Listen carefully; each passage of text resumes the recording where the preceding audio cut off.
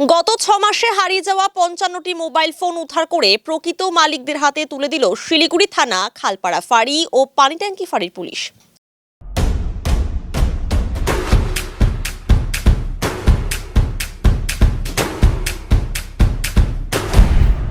Stay tuned.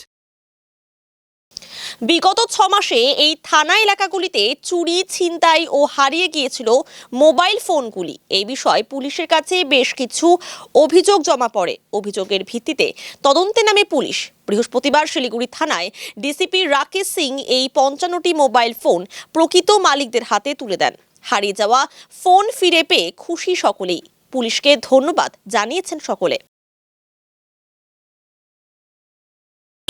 মোবাইলটা পাওয়া গেছে আজকে সকাল 11টায় আসতে।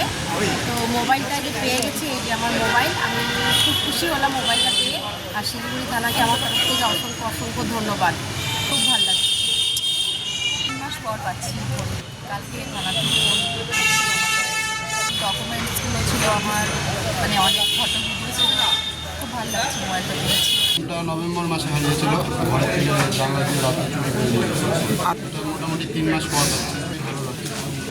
ফোনটা পেয়ে অনেক খুশি হয়েছি। শিলিগুড়ি থানার সার্ভিস সবাইকে ধন্যবাদ জানাই, অসংখ্য ধন্যবাদ। আমার মোবাইলটা ঘর থেকে চুরি হয়ে গেছে ছট পুজোর পরে থেকে।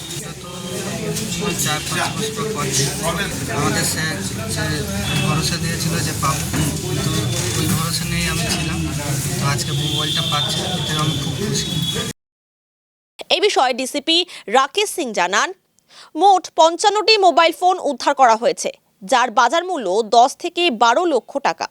कि आपको लास्ट 5 से 6 महीने के भीतर में जो फोन ये खोया हुआ था वो हम लोगों ने आज उद्धार किया। इसका मार्केट वैल्यू অ্যাপ্রক্সিমেটলি 10 লাখ থেকে 12 লাখ মধ্যে আছে। স্যার ফোন কোনো রাজ্যে আছে? এটা কিন্তু শিলিগুড়ি অ্যাডজেসেন্ট এরিয়াসতে আছে।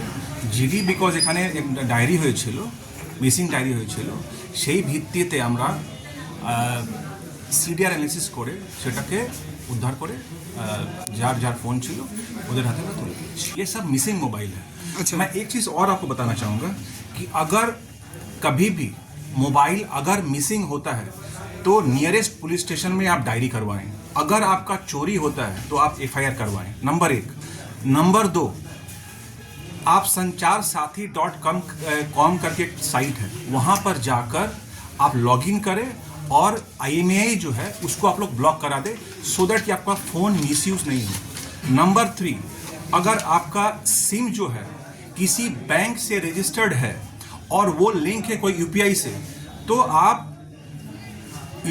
तुरंत आपका जो बैंक अकाउंट है उसको टेम्पोररी ब्लॉक करा दीजिए, सो दैट कि वो सिम दूसरे फ़ोन में लेकर ইউপিআই को রিসেট যদি রিসেট করে দেওয়া যায় তাহলে কিন্তু ও কিন্তু টাকাটা বের করে নিতে পারে। এই জন্যে ইনিশিয়ালি আপনারা কিন্তু ব্যাঙ্ক অ্যাকাউন্ট ব্লক করিয়ে দিন, এরপর সার্ভিস প্রোভাইডারের কাছে গিয়ে সেটা কিন্তু আপনারা সিমটা ব্লক করে দিতে পারেন।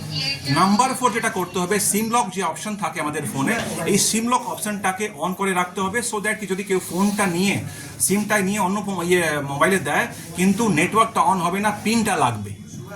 আর লাস্টলি যেটা হবে, যদি ফোনটা আমরা যখন পেয়ে যাচ্ছি তাকে আপনাদের যে ডেটাগুলো আছে সেটাকে ব্যাকআপ নিয়ে সেটাকে যদি ফরম্যাট করে দেওয়া যায়, তাহলে যদি কোনো অন্য কোনো কেউ অ্যাপ ঢুকিয়ে রাখে সেটাও কিন্তু নিগেট করা যাবে।